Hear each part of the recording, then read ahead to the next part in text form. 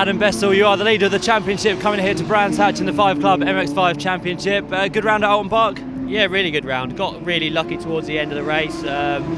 Front three had a massive crash, managed to kind of just miss them, so it was a right result really.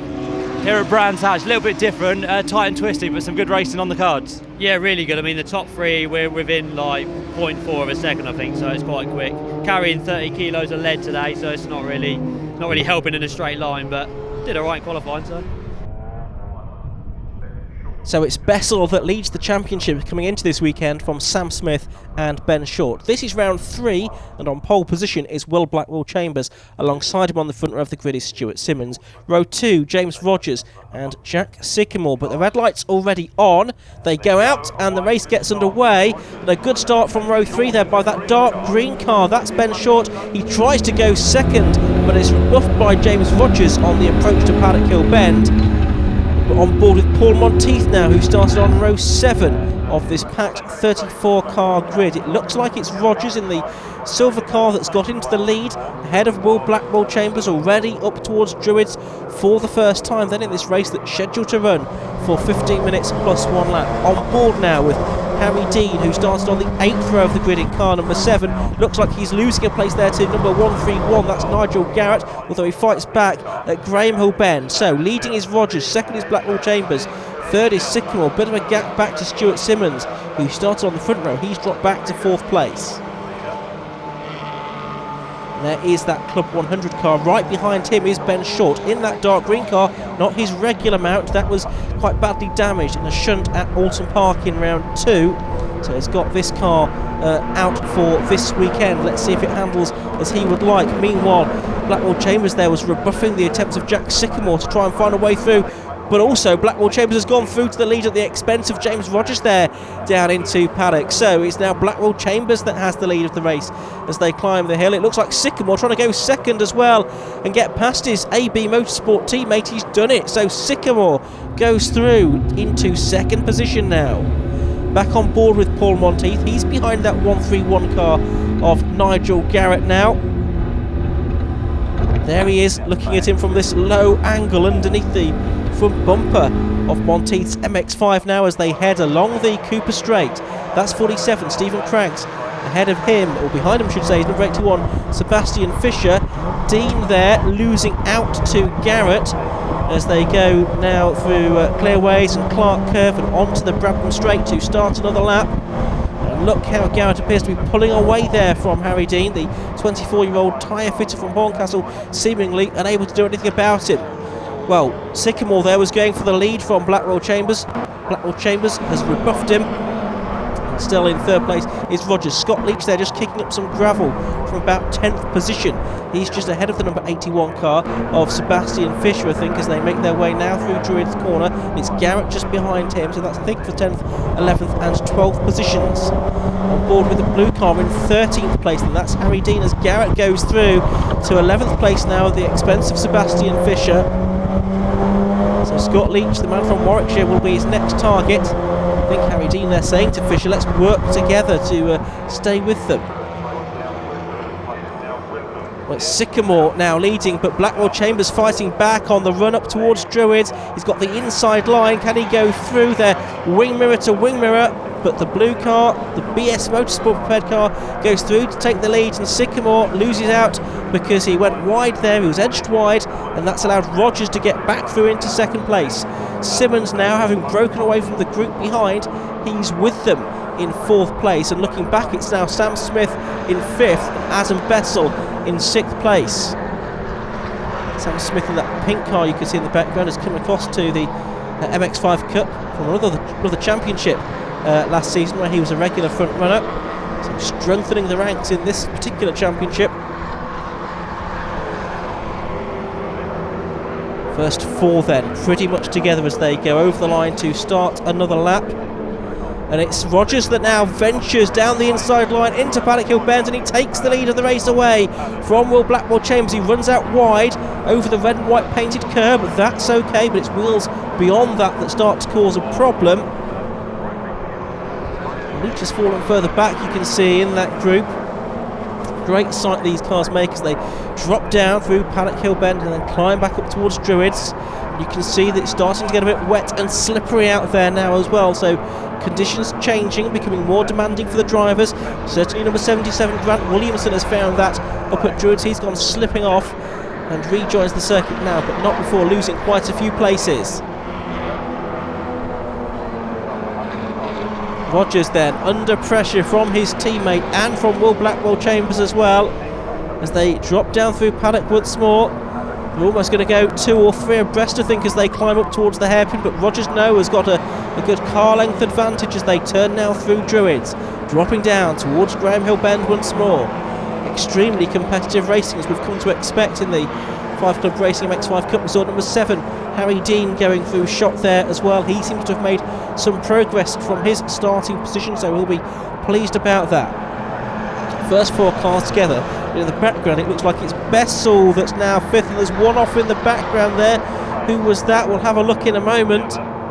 But meanwhile the 3 are nose to tail for the lead of the race. Blackwell Chambers tries a different line to that of Jack Sycamore, but it doesn't really gain him anything. Tucks back in behind the white car, but they're heading towards that yellow flag zone now at Paddock Hill Bend, so I think Sycamore will probably have to back out of the move that he was about to make. Yes, he does, because there's no overtaking under yellow flags, of course. Who is that car that's off? It looks like it's the number 9 car of Ian Tomlinson, the driver from Blackpool, beached there in the gravel trap.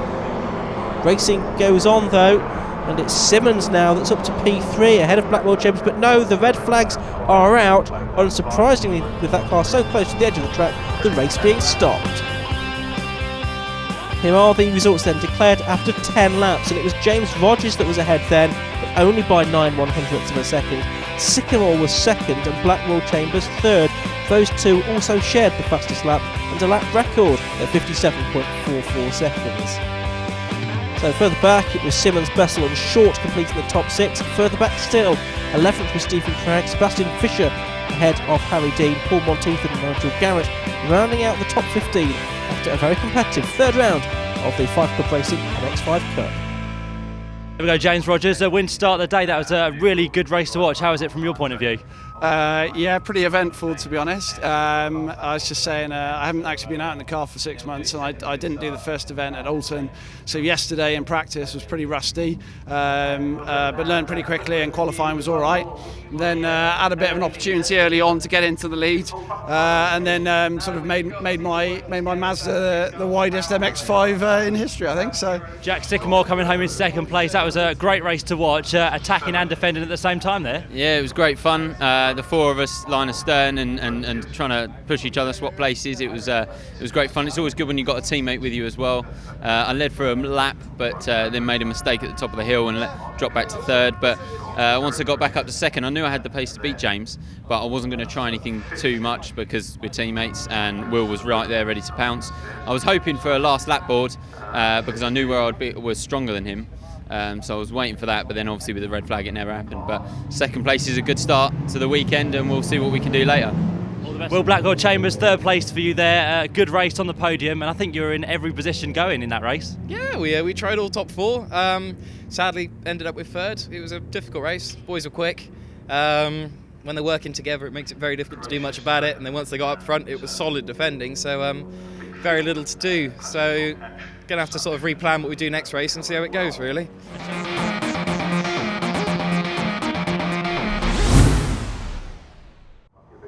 The second MX5 Cup race of the day gets underway with James Rogers leading off from pole position. But this 34 car field goes barrelling up towards Paddock Hill Bend for the first time in what's scheduled to be a 15-minute plus 1 lap race, but not a good start by Jack Sycamore from the outside of the front row. James Rogers has got the lead, but Sycamore, I think, struggling to find the right gear there, and he's going to lose a couple more places. He's down to 4th or 5th position. It looked like Stuart Simmons might get through in the Club 100 liveried car there, and Sycamore, that would put him down to 5th place. Indeed it does. So it's Rogers, Blackwell Chambers and Bessel, your top 3. Back on board with Sycamore, already lining up a move on Simmons here as they go down the Cooper Straight towards Surtees, and at Surtees the lead changes. Blackwell Chambers goes through, ahead of Rogers. Sycamore has got 4th, and look at that, there's 3 cars side by side. Ben Short launching his way through for 6th position, but I think Sam Smith there got caught up in that in the pink number 31 car. Yes, look at him, he's on the outside line there, dropping back down the order. Number 44, Jason Greatrix going through as well. He finished 8th in race number 1, racing without his brother Chris here, being here this weekend. So there's your top 4, Blackwell Chambers, Rogers, then Bessel and Sycamore, and a car off is the man that finished 15th in the earlier race. That's 131, Nigel Garrett. Now he is well and truly beached there. Now will that be safe to continue with his car in the gravel? We shall see. Oh, someone running a bit wide up at Druids on the exit of the corner. So top 4, Blackwell Chambers, Rogers, Bessel and Sycamore. Sycamore then, after that poor start from the front row, he finished 2nd of course in the earlier race. He'll be looking to make amends after that somewhat disappointing opening lap that saw him go from 2nd down to 5th and back to 4th again. 41 car you can see going through there as well in the background. That's Tom Smith in the Mike Comber Racing prepares machine. And well, hand in the air for Jack Sycamore there. What is he saying? Was he letting someone through? Has he got a problem down the straight there? It looks like he might do, because Simmons has certainly got through again, and Ben Short has as well. So it looks like Jack Sycamore has got a problem and is aware of it, and has allowed cars to go through ahead of him. That's all very odd, I must say. Thought he was looking good there and had latched himself onto the top 4. Sycamore running here between the cars of Ben Short and Stuart Simmons. Adam Bessel ahead of that little group then.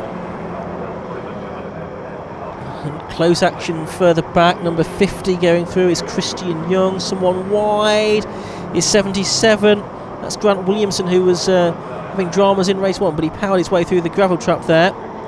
Sycamore now ahead of Ben Short, who's probably not as happy with that car as he is in his regular mount, because his pace is not where it should be. He's normally an absolute front runner. He won the championship course last season, winning the vast majority of the races. So it's unusual to see Ben Short relatively languishing around the bottom end of the top 6. Blackwell Chambers it is that leads, then Rogers is 2nd.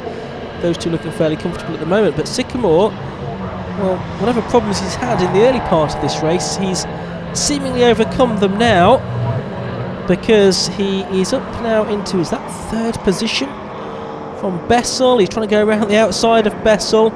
Short's on the inside of him as well, so the danger is he could lose a place here, but he doesn't. So he's still there in 4th this for Jack Sycamore, but now down the inside into Graham Hill Bend. There was either a gap there or he made one, and he has now gone through back to P3 ahead of Bessel, who won the 2nd of the races at Alton Park, round 2 of the championship. Then Ben Short and Stuart Simmons. Simmons, who started on 4th position on the grid for this race. After these 4, it is quite a gap back to the next group of cars. So Short, number 1, just ahead of Stuart Simmons. Number 38 for the driver from Longfield. Not too far away from here.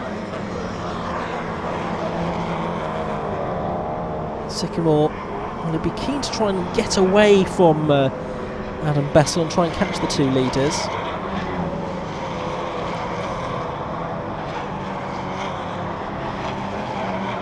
Cars heading towards Surtees here. We've seen going through the likes of number 86, Daniels Church, but some great fights going on further back down the order. Number 60 there is Mark Willett. He's in the thick of it as well, and he throws a move up on the inside of number 72, Matthew Short there at McLaren, and goes through at Clearways.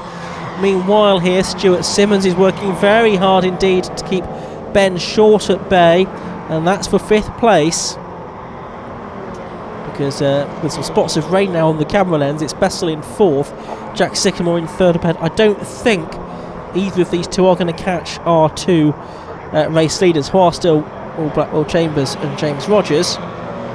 Just saw them going through shot there. Looking back, you can see in 7th place, number 81, Sebastian Fisher. So he's made progress in this race, because he started 12th on the grid, and that's been the story of his day, really, making steady progress. Leaders start their last lap then. Sycamore has now made a bit of a break away from Bessel, who's still got pressure being applied by Simmons, who looks to the outside. That's not going to work though. And they make their way through Paddock Hill Bend and up the hill towards Druids once more.